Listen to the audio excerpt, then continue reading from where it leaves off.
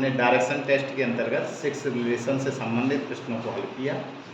आज हम दक्षिणावर्त व वामावर्त के मध्य का कोण कैसे ज्ञात करते हैं, इस तरीके के प्रश्नों को हल करेंगे। इसमें दिया गया है कि यदि पूरब दिशा को दक्षिण दिशा कहा जाए तो दक्षिणावर्त व वामावर्त चलते हुए बने कोण का अंतर ज्ञात करना है, तो हम कैसे ज्ञात करते हैं। तो जब कभी भी बेटा इस तरीके का प्रश्न होता है तो सबसे पहले हमें क्या करना है, जो हमारी दिशा दी गई है उसको हम मूल डायरेक्शन में उसको प्रदर्शित करेंगे। ये होता है बेटा ईस्ट, ये होता है वेस्ट, ये होता है नॉर्थ और ये होता है साउथ। अब क्या कहा गया है कि पूरब दिशा को दक्षिण कहा गया है। तो पूरब कहाँ है, यहाँ है, और दक्षिण कहाँ लिखा है, यहाँ। तो मैंने आपको पहले दिन ही बताया था कि अगर बेटा हम वन स्टेप हम चाहे लेफ़्ट चलें और चाहे एक बार राइट चलें, एक बार लेफ़्ट चलें या एक बार राइट चलें, तो हमेशा बेटा उनके बीच का कोण कितना होता है, 90 डिग्री होता है। जो प्रत्येक मूल दिशा, जो अगर हम ईस्ट से साउथ में जाएं तो 90 डिग्री बनेगा, साउथ से वेस्ट में जाएंगे तो भी 90 बनेगा, और वेस्ट से नॉर्थ में जाएंगे तो भी 90 बनेगा, और नॉर्थ से ईस्ट जाएंगे तो भी 90 बनेगा। इसलिए कहा गया कि वन स्टेप अगर हम लेफ़्ट या राइट चलें तो हमेशा 90 डिग्री का कोण बनेगा। तो यहाँ पे प्रश्न में क्या कहा गया कि पूरब दिशा को दक्षिण कहा गया। तो पूरब है ईस्ट और दक्षिण है बेटा एस, तो इनके बीच यहाँ से ए आया। तो हमने ये भी आपको बताया था कि अगर हम सुई की दिशा में चलते हैं तो उसका मतलब है कि हम दक्षिणावर्त दिशा में चल रहे हैं, यानी राइट। तो ये है बेटा आर, जिसको हम कहते हैं दक्षिणावर्त, और वो यहाँ पर अब आ चुका है।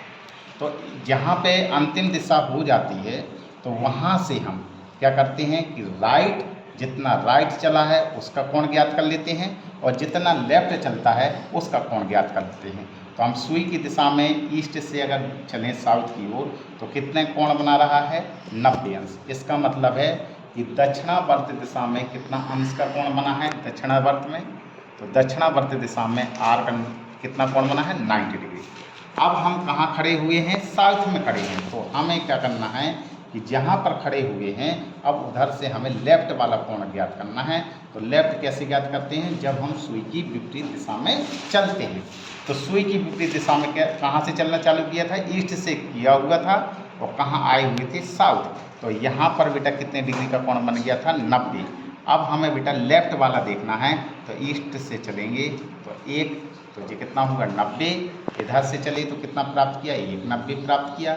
यहाँ से चले तो 190 प्राप्त किया।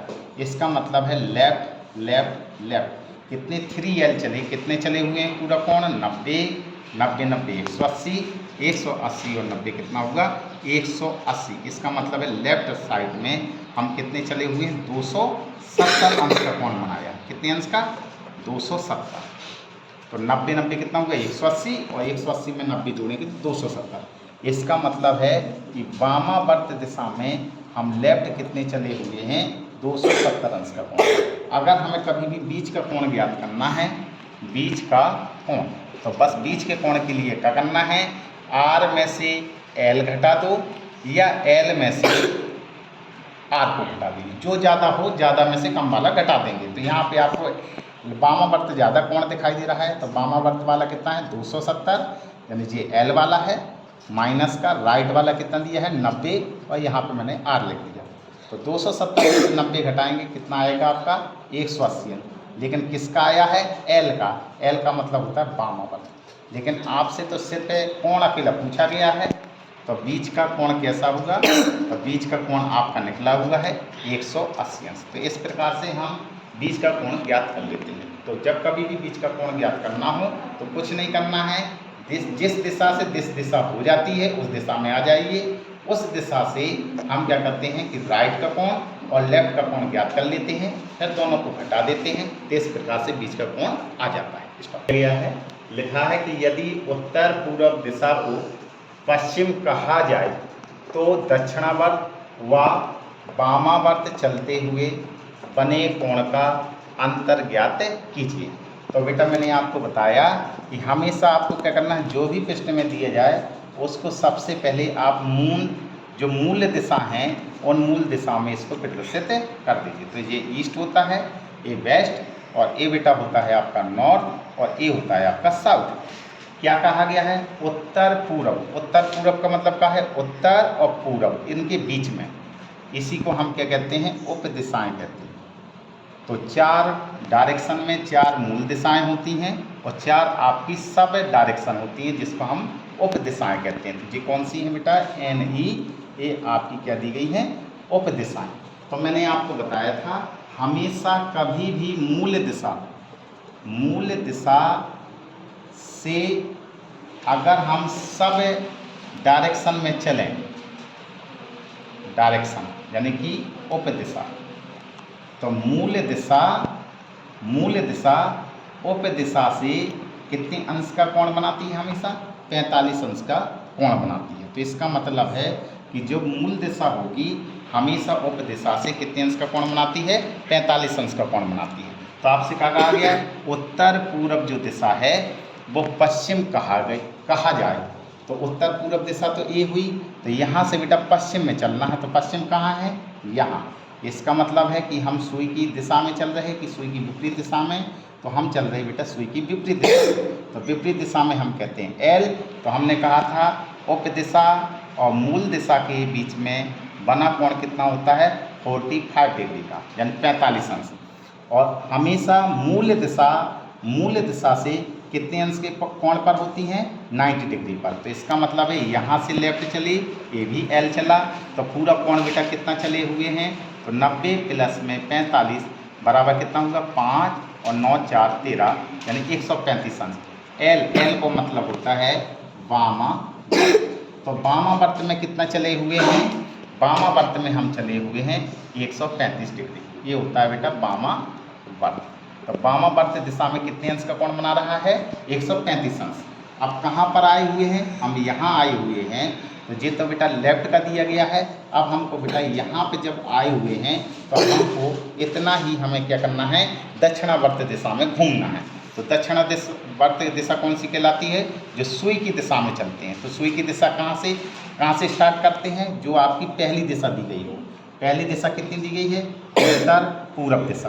तो यहाँ से हम चलेंगे, तो हमने कहा मूल दिशा और उप दिशा के बीच में कितने अंश का कोण बना होता है? 45 अंश। लेकिन जी का चल रहे हैं हम सुई की दिशा में, इसलिए R लिखते जाएंगे। अब मूल दिशा और मूल दिशा के बीच में कितने अंश का कोण होता है? 90 डिग्री। लेकिन क्या चले हुए हैं? राइट। अब यहाँ से फिर चलते हैं यहाँ पे, तो ये भी आपने एक स्टेप कवर किया है, तो राइट चले हुए हैं, तो ये कितना कोण बना? 90। तो इस प्रकार से टोटल पूरा जो R चला है, R का मतलब होता है दक्षिणावर्त। तो दक्षिणावर्त दिशा में बेटा कितने अंश का कोण बना?